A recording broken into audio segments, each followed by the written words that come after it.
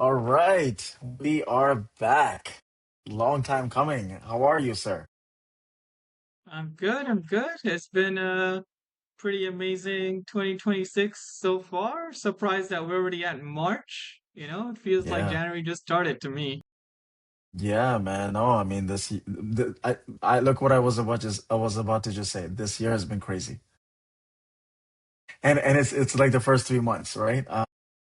Yeah, no, I mean, but we took a hiatus, right? For those that are gonna be watching and wondering, we took a hiatus for a while, right? Trying to kind of regroup, I would say, right, Hira?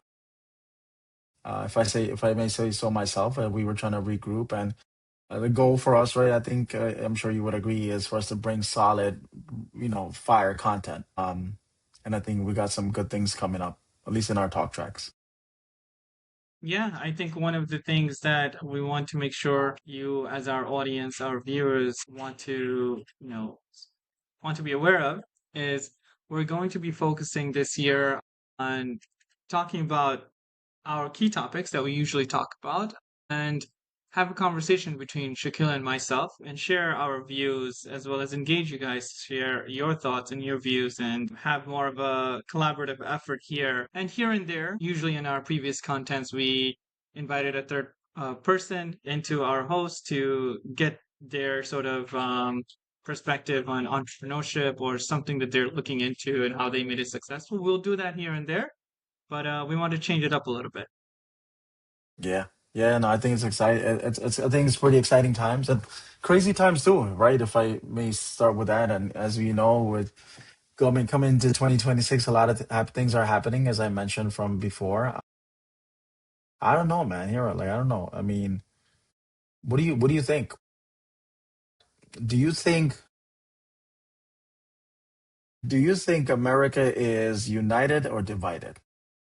I'm just gonna go off with a bang. I'm gonna start with a bang. That's a very loaded question, so I know, but I'm saying that because it's been an insane year, kind of insane year for American culture, whatever that means. And you can feel free to break it down. I'm just curious. Would you agree? Would you disagree? Are you neutral? What are your thoughts on what I just asked? Do you feel like America is divided or united? Where are we? What are your thoughts? Because I think it's affecting the American culture, right? And again, I would like to break that down. So I'm just curious because I got a lot to say about that.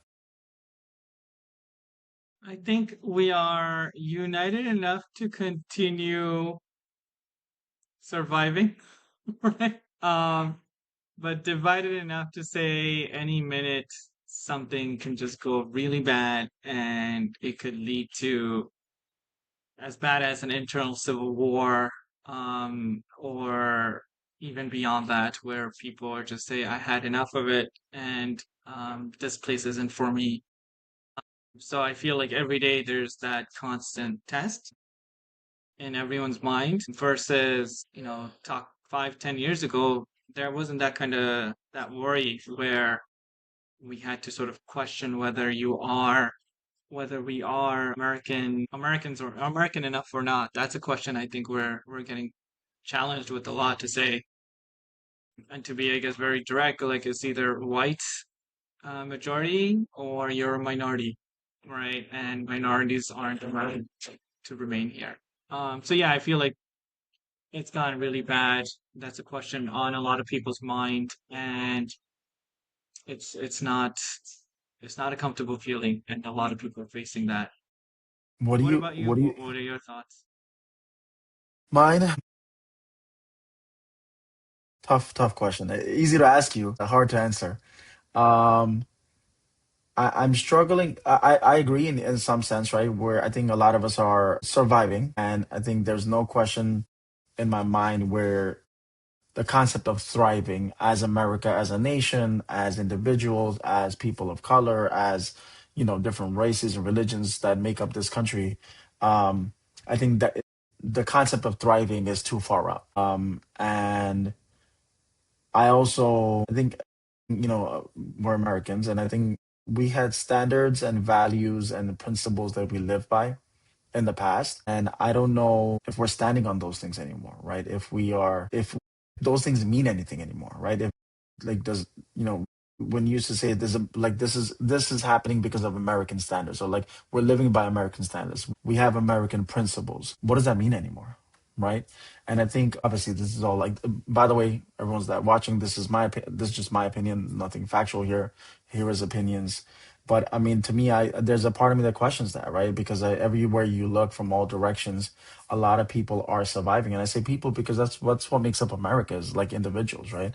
And so for me, it's like when I ask you the question about like culture, what does that mean anymore? In the past, it was American culture was like it was the culture was made up of different identities. The American culture. Now I can't answer that question. I don't know what the American culture looks like. What is that? And I think we lost that, in my opinion. But I brought it up because I say that to say because it's a lot of things happening, right? And obviously, we're not going to get too deep into the politics or the religion, but the reality of the situation is, who we are today and the things we do today will dictate our legacy in the next 50 years. And so that's why I brought it up. Yeah, like obviously the key things that are going around right now and just news is like you have the ICE deportation, right? Where a lot of minorities, especially Latin Americans, are being deported and so forth from America or being held in prison for no reason. You see constant struggle in terms of even citizenship process or visa processes where people from different countries, a lot of Middle Easterners, for example, or even Muslim majority countries are not able to come into this country anymore without paying a hefty visa fee. Like before, it was very manageable and affordable. Now it's like you need to have like $20,000 in your bank account, right? And for a developing country, that's really hard for someone to sort of come and pay a visa fine to come to US. And so there are all these policies and procedures that are being applied that were not applied before that's exacerbating the situation and making, people of color be concerned with what are all these restrictions. Their It place has in a lot to America. do with obviously the presidency, right, and the people that are currently running our government as well.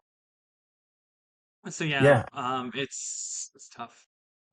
I mean, that's why it's hard to answer what does the American culture look like, right? Like, what kind of, because America has its own culture, right? And I think it's a combination of different races, different religions, right? That like different people, kinds of people, ethnicities, all of that combined really defines what the American culture should be, right? That's what makes us unique from all around, from like every other country in the world, because we're a melting pot, Actually, I'm right? glad you brought that up, right?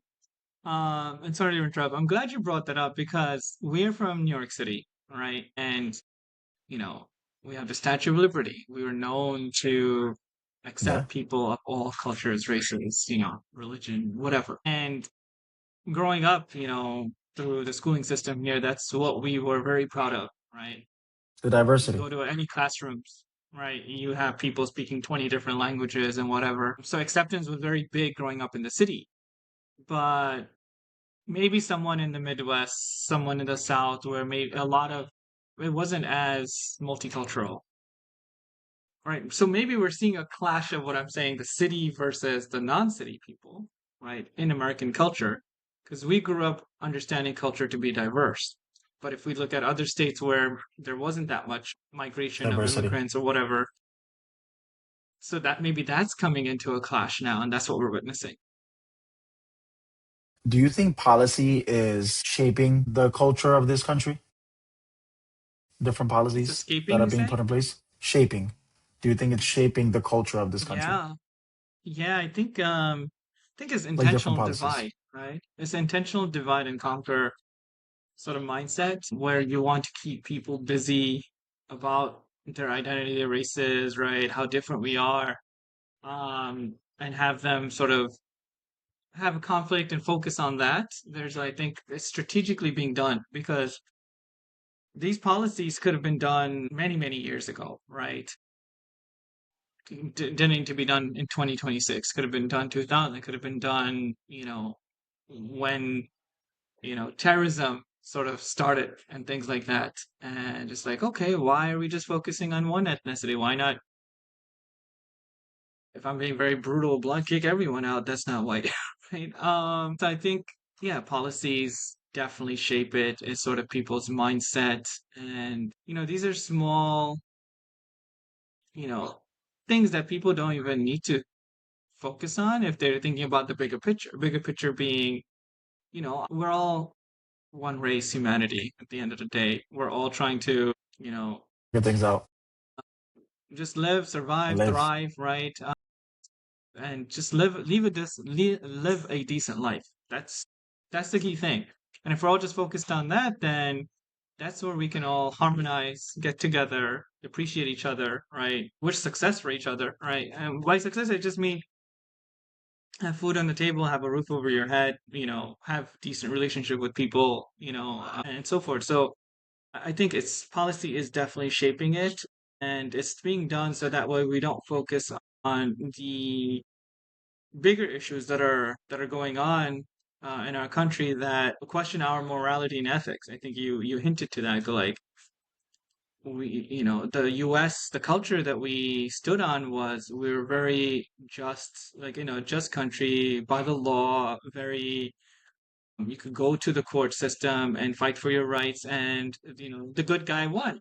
The bad guys were always imprisoned or punished. And having parents from countries Different where backgrounds. you can just Yeah. easily bribe someone, if you bribe the judge, you bribe the police force, someone can get kidnapped, shot, killed, whatever, and there won't be no repercussion for them. So you came with systems where people get away with murder and there's no real punishment because the justice system isn't as reliable. And then you come to America growing up to know that we have first world uh, Problems. commitments to people's safety and security. And then you see, Yeah. and you see those now being not considered. I'm referring to like the Epstein stuff that is happening right now, right? Which in itself is an episode of its own. And then you have these morally corrupt individuals running many, from news agencies to all of the levels of our politics, and you're like, why aren't they getting imprisoned, right? Why aren't they going through the justice systems? Why are we bickering about you being brown or you being black or white or whatever, and not focused on like who's running the country, who's shaping these What's right policies, and wrong. right? So Yeah. they're creating these policies so that we're at it at the ground level, whereas we got bigger problems that we need to solve. Yeah, and so the part of the reason why I brought up policy, right, like and asking about that is also I think it's also tied to accessibility, right? Like if you look at the neighborhoods, like accessibility, and if you look at the neighborhoods that don't have too much access to a lot of things, that are not truly thriving, the neighborhood itself. And obviously, if that means that the neighborhood itself is not thriving, then the people inside of it are not, right? Statistically speaking, I don't know the exact statistics, so we can probably go over that later on. But like for example, one of the reasons why I was asking about policy is like healthcare, right? Like healthcare is becoming more and more expensive, right? Not as accessible. And I know like there's different kinds of statistics out there. I saw a statistic where um, I heard Black women have the highest mortality rate when it comes to like giving birth, like pregnancy and stuff like that. So like tying it all back to, does policy affect does it affect everything else? Does it affect this accessibility? Like curious, what are your thoughts? Yeah, I mean, policy has always shaped everything that we do, and it's interesting that you brought up health insurance and stuff like that, because one of the things we've seen with recent policies with the Congress, executive branch, etc., within our government is the reduction of people eligible for getting medical Yeah, assistance and crazy. food Yeah. assistance and things like that. There's just constant reductions in spending on people and their necessities and focus on everything else, right? Whether it's our military budget, whether it's something else that is beneficial for, I'd say, the non-privileged of the country. And that tension, financial tension, right? Health tension, whatever that we are focused on now is what's exacerbating, causing, I think, this culture war as well to say, well, there isn't much going, much to go around, So because there isn't much to go around in our country's budget, I want anyone that's not my skin color or my culture or my race, whatever, not to be part of that potluck, right? That pool of money that's available, because there is maybe some minority understanding mentally that, there'll be more to go around if there's less people, right? Let's can And we can I yeah, stop you for a sec? Let's talk about that really quick since you brought it up. Do you think healthcare is coming to a class system? Right, like because the stat that I brought up about black women, right? it will. Do you I think it do you will. If do you you have think it's money, because go ahead. it's Sorry. insurance? No, no, that's fine. Insurance is becoming more and more expensive for the everyday working class, right? And so I'm speaking specifically about affordability and tying back to the policy that we spoke about. If we have access, if they're cutting off funding to Medicaid or making it has more restrictions, does healthcare is it going towards more of a class system now, right? Like based on all the things that you said, it sounds like that to me because if they're restricting or if they're restricting funding, restricting access to what you were able to get or do with healthcare in the past, and now especially for the working class people, let's say you are working class and I think I don't want to say victim, but I feel I pay for healthcare and I don't want to I don't want to go, like I don't want to go to the doctor because I'm scared of getting a bill, right? And even through health insurance, having health insurance and all that, I don't think it's enough for us to pay. So I'm like, okay, I'm gonna go once a year, as opposed to in the past I would go more times because healthcare cost wasn't as effective. So my question coming back to you was basically, do you think it's going towards a class system? Yeah. Yeah, if you have a job, a decent job, and the job covers your health insurance, then you end up, being more freer to attend to these doctor visits or scheduling appointments, and you don't have to worry as much as Yeah, um much about like the payments to the health companies. So that's the thing. You either get a job with a company that that's if you're provides lucky, health by the way. insurance, right? That's if you're That's lucky if to you're get a job lucky, because right? There's so much competition to get a position in a company right now, right? You have like a minimal 100 to 1,000 applicants for every job position, right? And we're talking about like, just these job positions just scratching right above the minimum income level, all right? I'm not even talking about like the higher end jobs, right?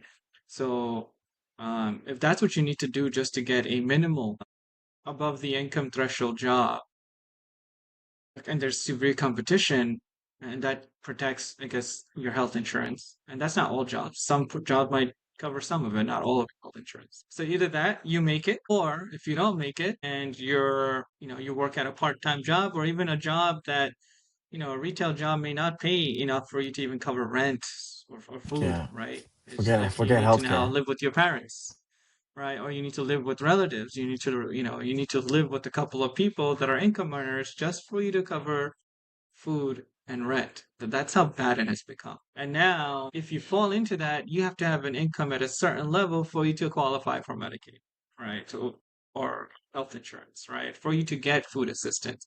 So it's sort of keeping you, at a very severe level of, I guess, income threshold to get those assistance, or you compete, and even if you get those jobs, it's only covering, like as I said, basic Yeah, necessities to survive. So then you could call that the lower income, right? Or the barely, if there's such a thing, upper lower income, but even then it's like hard to survive.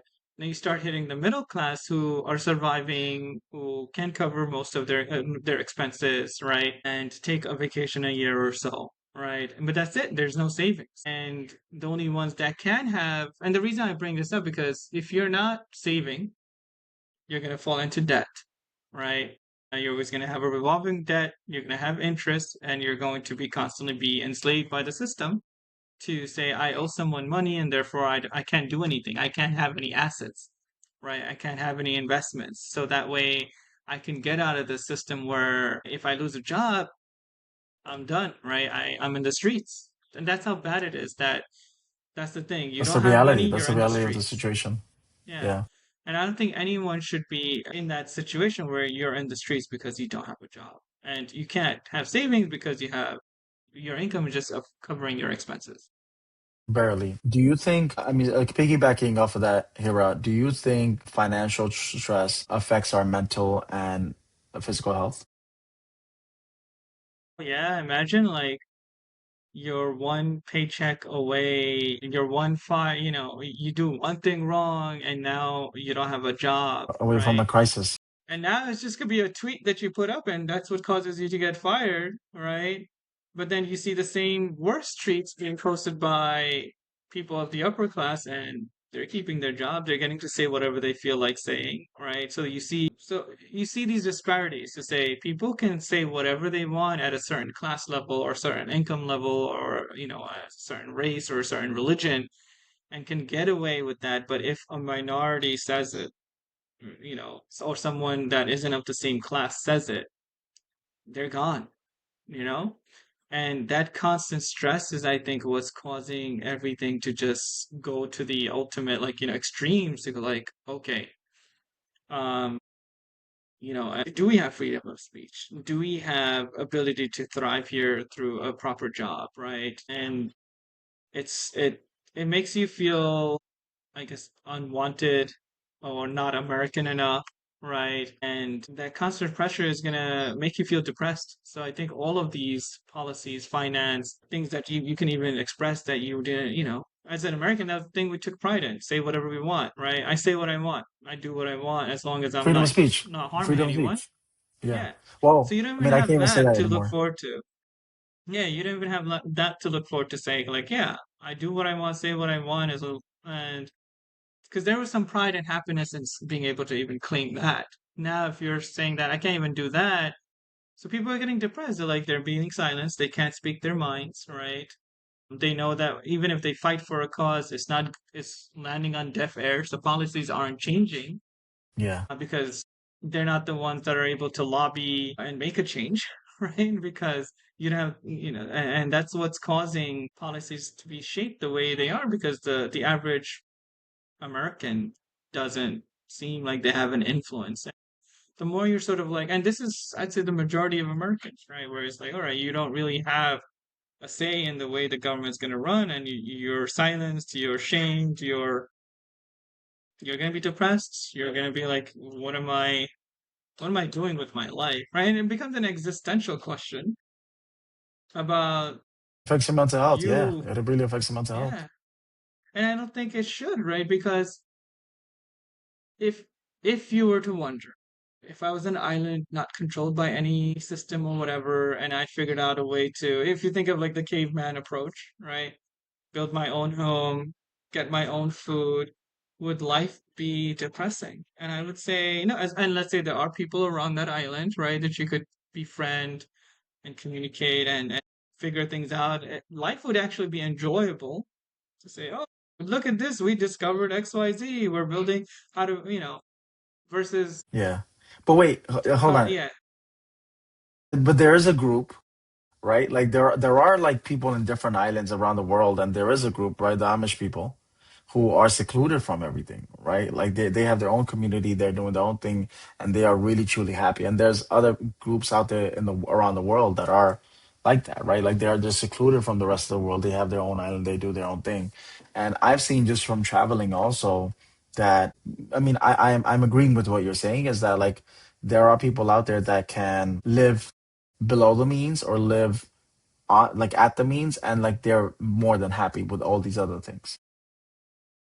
yeah, You know, yeah. I mean, Um, that's just my I thought. think, yeah, as long as no one's invading them, right? No one's trying to impose their policies on them, and they are, truly being left untouched. I think and that's the exact situation where you could enjoy life. Not to say that all Americans are depressed, right? I know this might sound like a very depressive topic, right? That we're That's talking not the about, but that's not the way I yeah, was expecting to go, Hira. No, yeah. no, go ahead. But the reason why things are, as you said, we're all surviving, right, at the beginning. And by surviving, we're saying we're all trying to find that glimmer of hope, that thing that we still want to stand up for, our rights, our freedoms, better policies. So there are people that, because of all these situations, right, these that we talked about, are getting depressed and are silenced. And then you have a large group of people that are like, no, I'm not going to get silenced. This is not what I was taught in school. This is not, the America that I grew up believing in, being a patriot of, right? I was always like a very prideful American to say, yeah, like we got things right here, right? But Say yeah, what we want, absolutely. our policies are helpful, Freedom, like it right? allowed Yeah. us to This is the land of succeed, right? Like opportunity.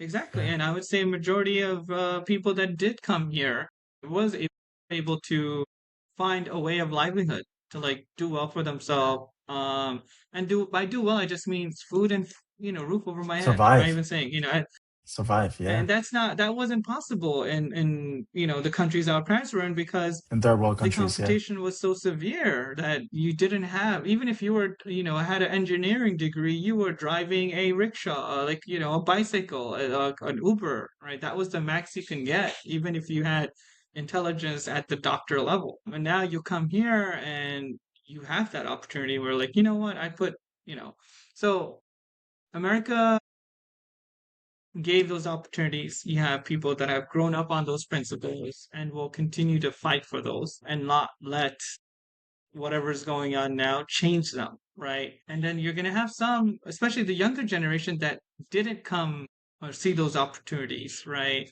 Who are like, my whole life, American has been not supportive towards our speech, our rights or whatever. So they are going to be depressed, and it's sort of you're going to see this sort of generational divide and mindset that hopefully works out for the better, right? Where maybe our generation is too comfortable and not going and fighting for causes to help shape the What's future right? America to be in a better Yeah. position.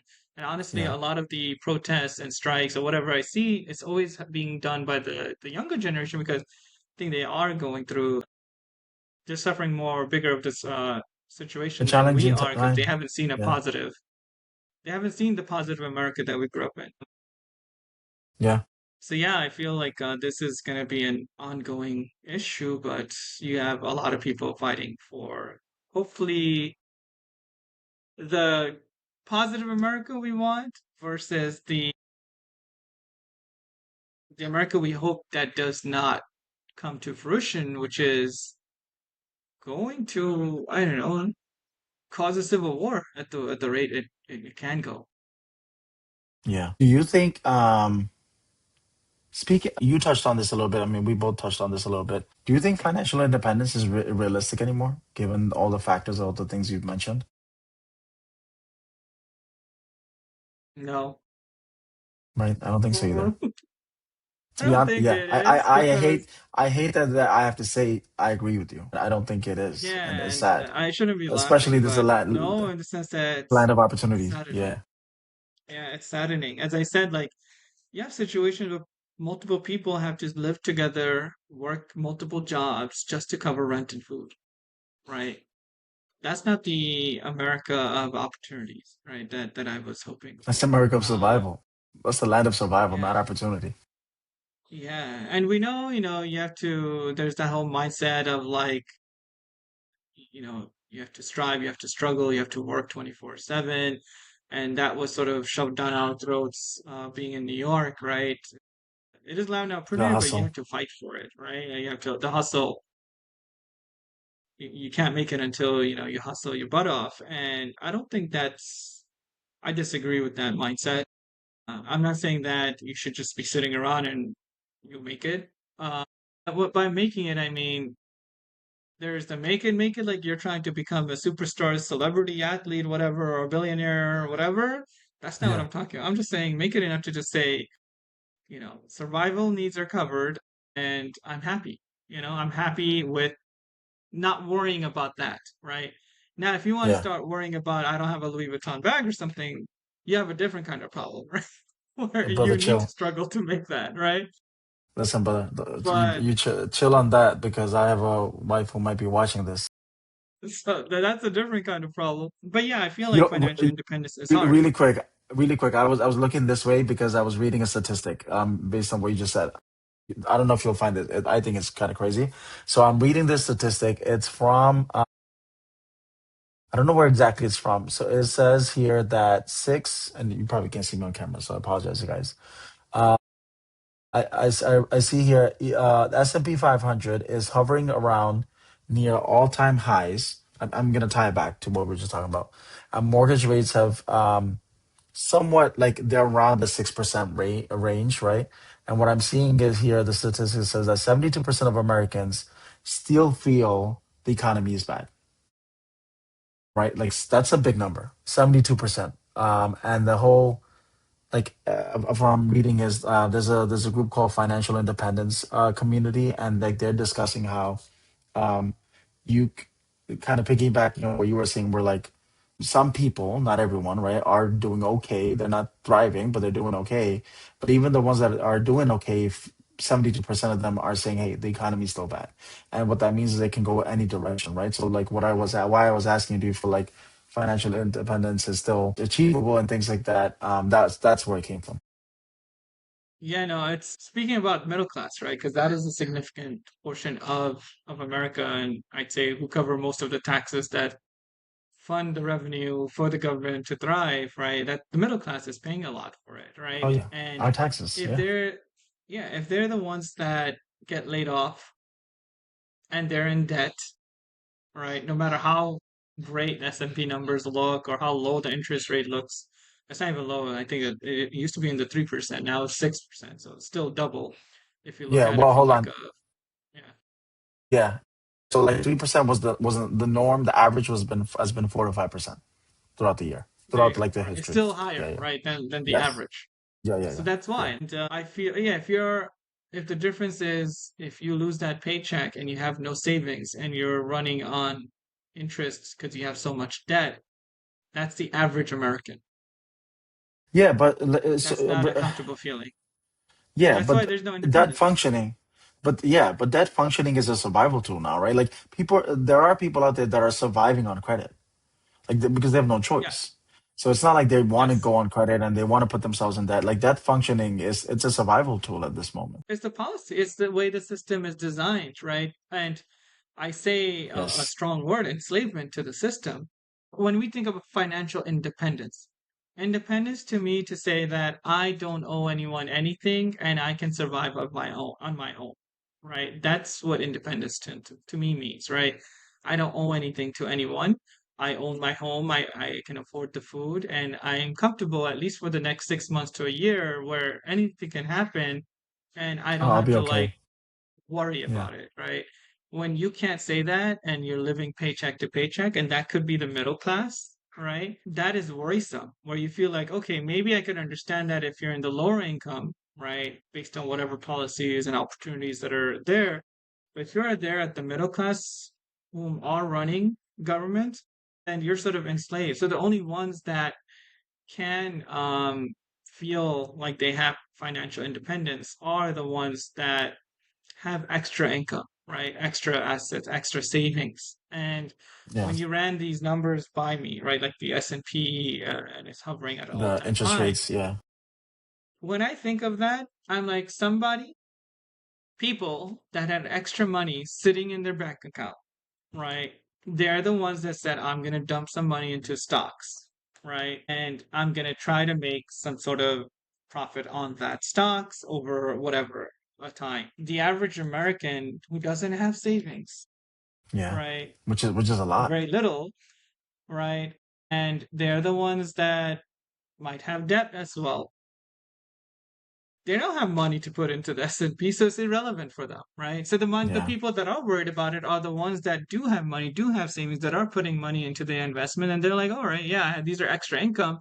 They're taking a anyone that's willing to put money into the system, into the stocks, they go with the understanding that this could become profitable or full loss.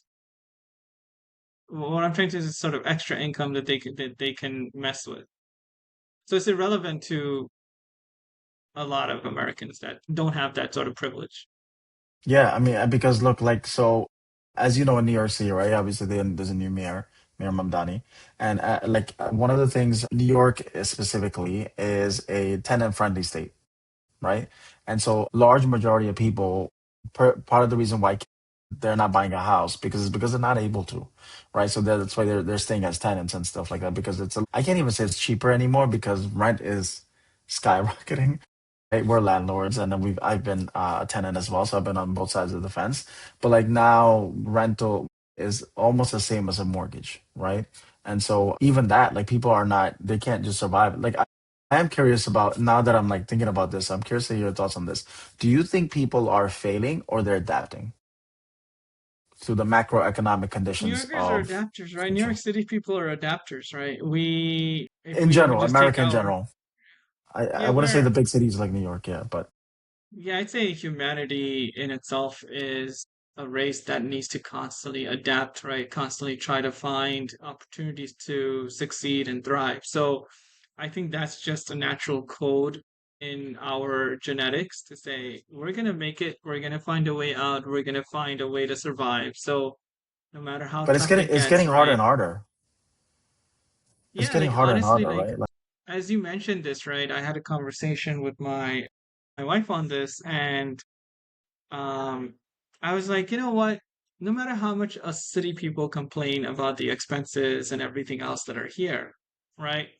Why are we not going to states, to very rural areas where things are super affordable, right? And you can buy a plot of land, you can buy a house for one-fifth the price that you could buy it from New York City and do well for yourself, meaning like you cover your basics, right? If you buy a farmland, you raise your own chicken cows, right? A lot of people are thinking about let's just become farmers. That way we're not Yeah. dependent on anything, right? Why do we They need, do that a lot right? upstate.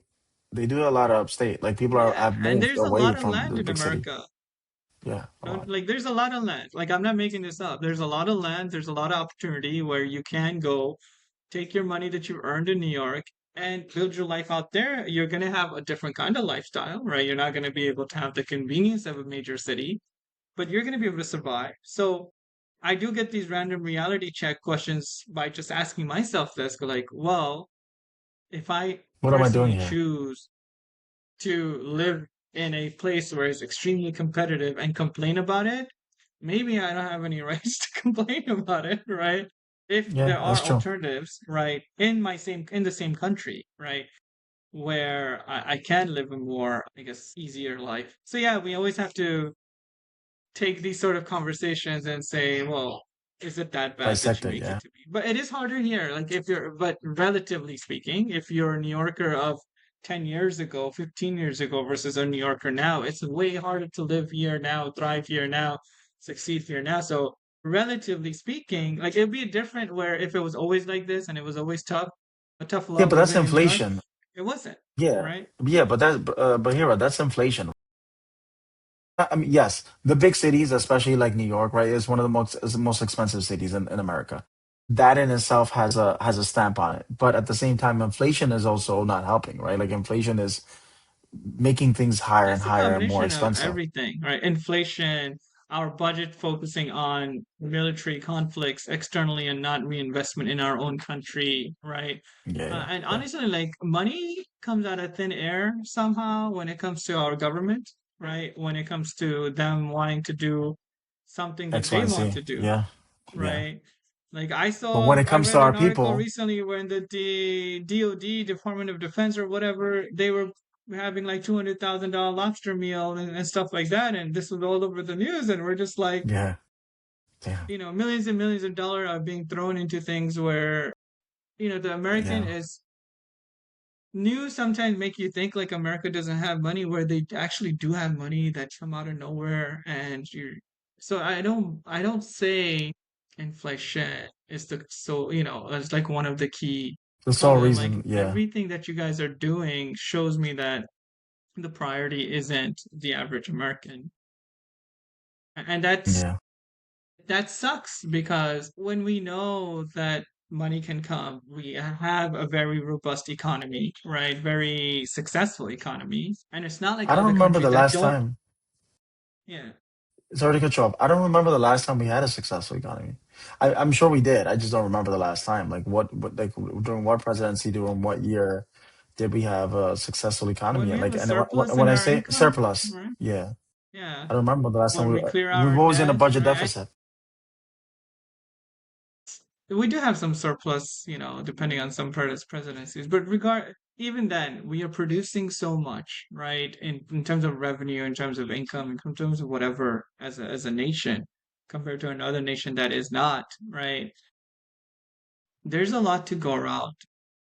We can say that because of our military expenditure, right? And the reason I use that as an example is because I'm like, if you could spend our military budget is like the GDP of multiple countries combined or something, Yeah, that's so true. That's true. and Yeah. and I'm saying just cut out maybe 10% of that and you can eliminate poverty in the US or whatever, right? I'm making these numbers up by the way, but Yeah, yeah. if you can cut out poverty in the US by taking a little bit of chunk from some other budgets, it's just no-brainers to like people shouldn't be arguing over can I get food or a roof over my head, right? That should Yeah, be there like shouldn't be any a basic homelessness. right, right? Basic right. Yeah, I agree. Let me ask you this. Let me ask you this. Let me ask you this one last question. This is gonna be a funny way to probably end it. Is America bad with money, or are people bad with money? Well, and that's What why I I mean, gotta say when I there's say always a America, reality check. Yeah, when I say America, I mean the government, right? So like, is America yes, bad with money, or are people bad with money? And you're saying it's both. Can you explain why? it's both. That's my opinion. I actually am curious as to your take on this as well. But I'll start with people are bad with money in the sense that, and this could be a mindset, right? A cultural mindset that comes with us from different countries, different backgrounds, and people that are born here, right? There is this understanding that if you don't have the money to buy something like from your savings, you shouldn't be spending on it, right? There shouldn't be this sort Not of living, I'm gonna get a yeah, loan, right? not living I above grew your up with means. the Exactly. Exactly. Now, and I shouldn't be buying things that I know I'm not going to be able to afford to pay the next month. That's the mindset we grew up in to say, all right, credit card is just a way to pay off something where I'm not carrying $3,000 in cash to buy this furniture, right? But I need to make sure that that $3,000 is going to be in my account and to be able to pay that off within the next month. Yeah, or not trade living or trading cards for that matter. anything, even if it's your hobby, right? This is an inside joke because I collect One Piece cards. But my yeah, the key thing Comment is One Piece if you are also a collector. Comment One Piece on our whatever yes, platform you're yes, watching on. But yeah, yes. We comment have some other thing pretty else fun topics we're going to be getting into the future. in the Look future. forward to Yeah, them. Or it's not going to be just these sort of serious questions. It'll be fun stuff. Things that everyday, things that we talk about on the everyday basis. But yes, so don't live beyond your means. And if people applied that principle, they would, I think, work harder, right? To say, oh, yeah, I'm not going to buy this crazy expensive thing I can't afford, right? And I'm going to be in debt for the next 3 years, paying interest, double, triple the cost of this bag or whatever it might be that I'm buying, and being enslaved. So I say that's number one. So people's budgeting finance habits need to really change. Because it's those same individuals with the same mindset that will be in that system forever. And then they're going to teach that to the kids, and it's sort of a cycle. And if that's a cultural mindset or people from different races, that's their mindset, that's going to keep sticking, right? So you got to get out of that. So people need to change that. And then there are people that, government, I mean, where, yeah, I feel like I don't know, I don't know what's going on at the top level and when it comes to politics, right? To be able to say like, but if I don't see my country thriving, that means by default, if our roads are broken, our healthcare is messed up, we can't afford stuff. And it tells me that. And I see that you are making money because taxes are being collected, they're being increased, right?